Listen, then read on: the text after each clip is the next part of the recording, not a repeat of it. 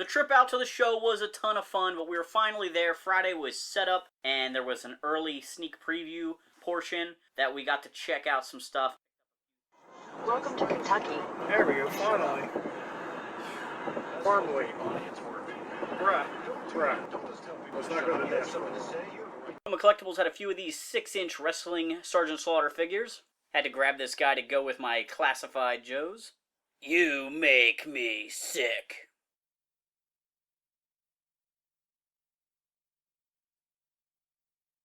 Another item I picked up from Roma Collectibles was the first version of Roadblock from Classified.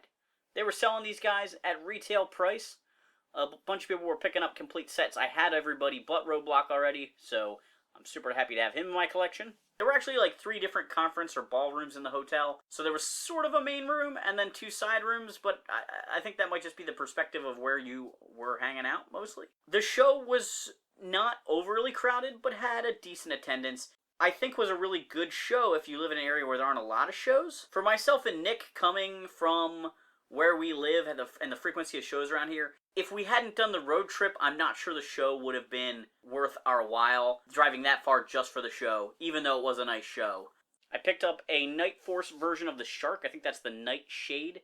It does have a broken part on it, but it has a few pieces that could be salvaged for fixing other vehicles. Mostly like these little tabs down here on the bottom have been busted off. The little like rivets. But I need one of the fins from the back. So to me, this was a great pickup because I think I paid $5 for it. I can get the fin off of it, hopefully without breaking it, and put it on mine. And then, you know, pass along some of the other parts to other collectors who need maybe the other fin or the guns or engine covers or whatever. I've been in need of a Tiger Force Flint file card for a while, so I picked up a full card back. Somebody bought this at Children's Place. If you watched part 2 of the road trip, you know that I picked up 3 of the commemorative collection figures at the toy department. Well, I found the 4th figure Action Soldier at the show for a great price also, so now I've got a complete accessory set for him. I picked up some Sonic Fighter and Super Sonic Fighter backpacks. Again, I'm on a mission to try and complete a bunch of my figures, so I need a ton of accessories, especially hard to find things from 80s figures, and lots of stuff from 90s figures.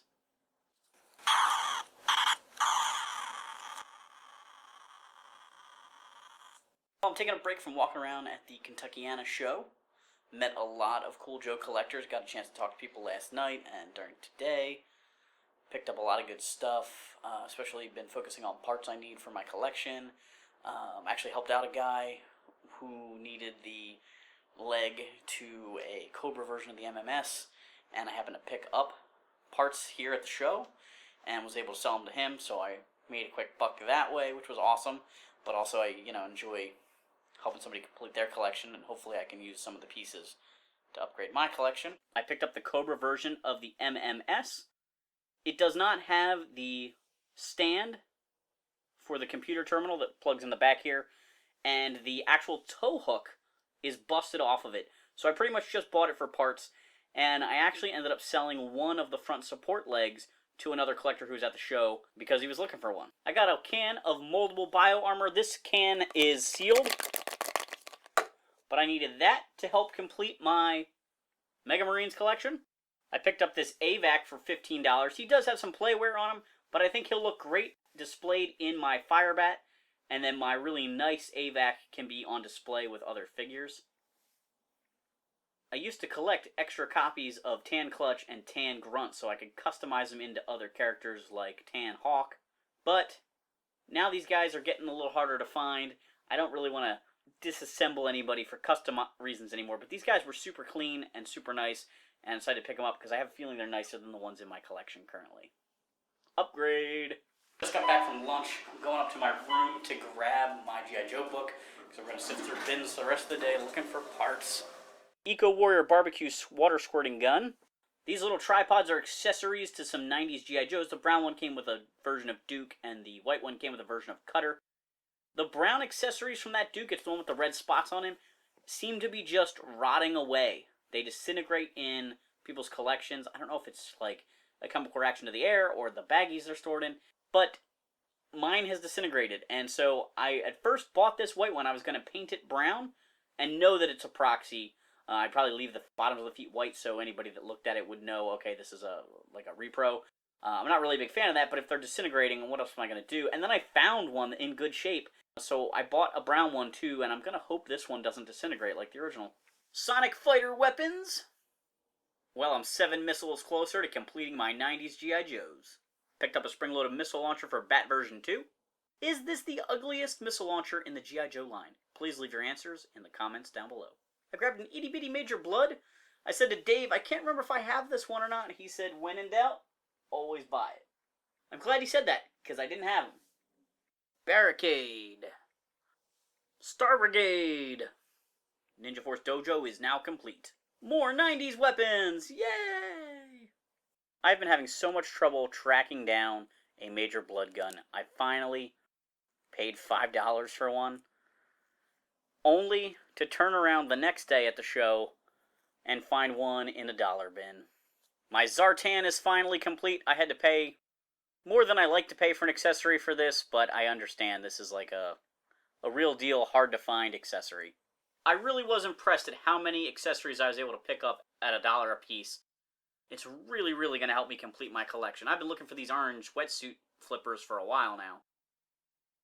I picked up a Battle Armor Cobra Commander gun because I have a figure with all the rest of his accessories in my trade bin. So now he's complete. So I kind of sweetened the pot a little bit for $1 by picking up that gun. Another Tan Joe helmet. I never leave Headhunter backpacks behind. Picked up a couple Sea Slug guns. My army builders will be so happy. A monocle for Backblast. Storm Shadow's short knife. And Rapid Fire is finally complete. Thank you. I picked up a couple of these weapons just because I think they're cool. And I like having extra ones in my collection. Like this shoulder slung M16 that came with Sneak Peek. Kentuckiana definitely has a bigger presence of 12-inch collectors here than a lot of the shows I go to. So there's a lot of action figures and clothing and accessories and things like that. So people who do customs, which is kind of interesting to see. There's also a lot of 3 3/4-inch collectors here. There was a part swap the other night. For that, it was pretty much just Nick selling stuff there, 3 3/4-inch. And most of the other guys that were trading and swapping stuff were 12-inch collectors. So it was a little bit of a bummer. I planned to do some trading then. I ended up just selling a few items. Somebody saw my bins. I didn't even pull them out, but somebody saw them, started looking around, and made me offer on a couple things. So I sold some stuff, but I'm more of a trader than a seller just because I'm always trying to get parts and pieces that I need for the stuff I have. So I hate to give up my trade bait. I picked up a couple of weapon pack Viper guns. I think these are awesome and look great to help fill out the ranks of my army builders. Echo Warriors Toxo Viper backpack. I didn't realize this was broken when I bought it. Oh, man. Echo Warrior Deep 6. I picked up this gun just because it's one of my favorites in the line. As a kid, I really thought it was cool.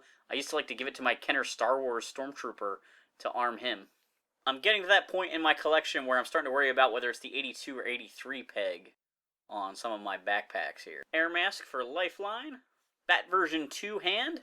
It's been a lot of fun having a great time walking around with Dave and Nick and hanging out the whole way. The trip was a blast coming out here. Lots of funny moments, just laughing our butts off in the car. And, I think everyone's doing a pretty good job of trying to be cautious with the coronavirus going on. Lots of people, everyone's wearing masks, everyone's using hand sanitizer a lot, just trying to do what we can to avoid the virus. But it is really nice to be at a toy show because it's been a long road and a lot still to come that have been canceled, which is, kind of a shame. Grab this mail-away General Hawk gun because mine is the variant that didn't come with a gun. Ram saddlebag. Gotta buy them. Tiger Force Lifeline. Cobra la la la la la la la la. Got a Royal Guard pistol. I thought these little postcards that Roma Collectibles had printed up were really awesome.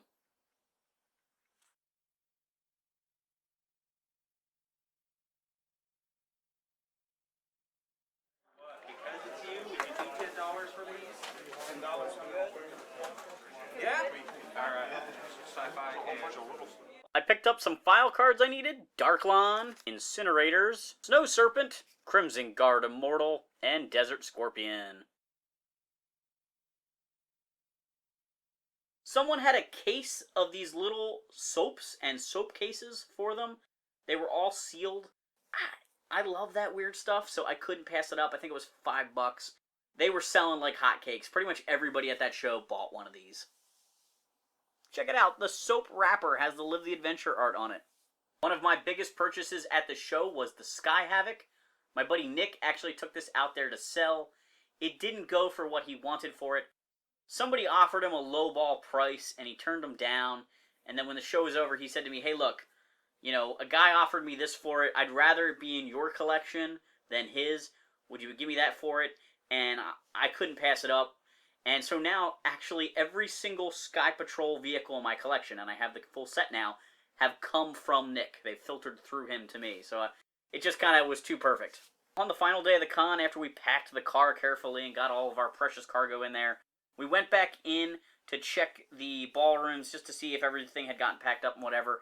And in the lobby, there were a couple of, like, Barbie cars and a big gym Jeep that people just abandoned. They didn't want to take them home. I guess they hadn't sold them.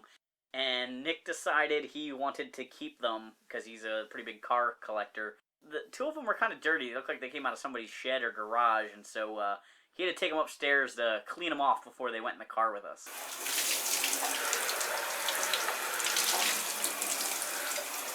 Make sure your helmet's full of Rona. Gotta get the Rona off. Yeah.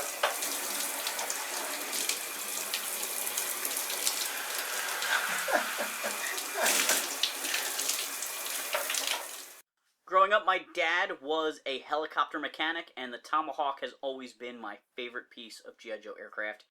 I never had a Retaliator, and had the opportunity to pick one up at a pretty good price at the show, so I did. It's bizarre. I've never really played with one before or seen it in person.